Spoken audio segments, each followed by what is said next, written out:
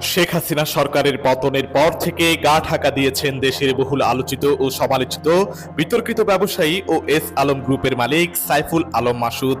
লুট হয়ে যাওয়া এসব টাকা ফিরিয়ে আনতে এবং এস আলম গ্রুপের সম্পত্তি যাতে ক্রয়ে কেউ আগ্রহী না হয় সে বিষয়ে উদ্যোগ নেয় অন্তর্বর্তী সরকার। এরপর থেকে তাদের সম্পদ বিভিন্নভাবে আড়াল করতে চেষ্টা চালিয়ে যাচ্ছে এস আলম গ্রুপ। এরই মধ্যে চট্টগ্রাম নগরের একটি ওয়্যারহাউস থেকে এস আলম গ্রুপের কর্ণধার সাইফুল আলম মাসুদের পরিবারের ব্যবহৃত 14টি বিলাসবহুল গাড়ি সরানোর ভিডিও ছড়িয়ে পড়েছে সামাজিক মাধ্যমে।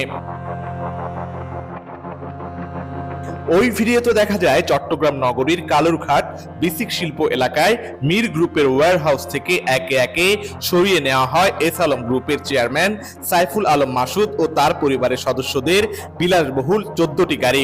আর এসব গাড়ি সরানোর সহযোগিতায় নাম আসে দক্ষিণ জেলা বিএনপির যুগ্ম আহ্বায়ক এনামুল হক ও আহ্বায়ক আবু সুফিয়ানের গাড়ি চালকের। ঘটনাটি 29 আগস্ট দিবাগত রাতের। ওই সময় চালকদের একটি টিম কালুরঘাট শিল্প এলাকার মীর গ্রুপের মালিকানাধীন ওয়্যারহাউসে যান। পরে একে একে বের করা হয় বিলাসবহুল 14টি গাড়ি। অভিযোগ উঠেছে চট্টগ্রাম দক্ষিণ জেলা বিএনপির শীর্ষ নেতাদের তদারকিতে এসব গাড়ি সরানো হয়েছে। এ নিয়ে চাঞ্চল্য তৈরি হলে শনিবার দুপুরে দক্ষিণ জেলা বিএনপির চট্টগ্রাম কার্যালয়ে সংবাদ সম্মেলন করা হয় দলের পক্ষ থেকে। এতে চট্টগ্রাম দক্ষিণ জেলা বিএনপি নেতা এনামুল হক এনাম জানান, বিএনপির নাম ব্যবহার করে চাঁদা দাবির কথা শুনে তার ঠেকাতে আহ্বায়ক আবু সুফিয়ানকে নিয়ে সেখানে গিয়েছিলেন তিনি। এখানে যেহেতু আমরা গেছি, এখানে গাড়ি বাইরে হচ্ছে যাচ্ছে, এগুলি তাদের ইনকার লাগবে না। যারা এই গাড়িটা কারা রাখছে কি রাখে না সেটা তো আমাদের দেখার বিষয় না।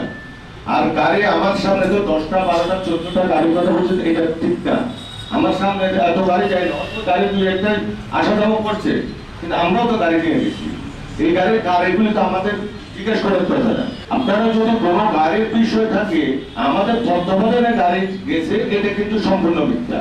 অভিযোগ অস্বীকার করেছেন চট্টগ্রাম দক্ষিণ জেলা বিএনপির আহ্বায়ক আবু সুফিয়ান। তিনি বলেন, এস আলম গাড়ি সরানোর ব্যাপারে তিনি কিছুই জানেন না।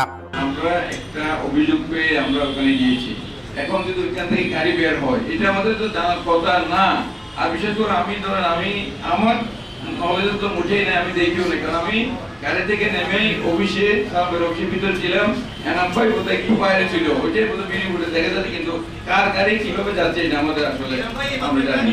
এদিকে সন্ধ্যায় এই অভিযোগের পরিপ্রেক্ষিতে চট্টগ্রাম দক্ষিণ জেলা আহ্বায়ক মোহাম্মদ আবু সুফিয়ান, যুগ্ম আহ্বায়ক এনামুল হক এনাম এবং কর্ণফুলী থানা বিএনপির আহ্বায়ক এস এম মামুন মিয়াকে কারণ দর্শাতে বলা হয়েছে 24 ঘন্টার মধ্যে।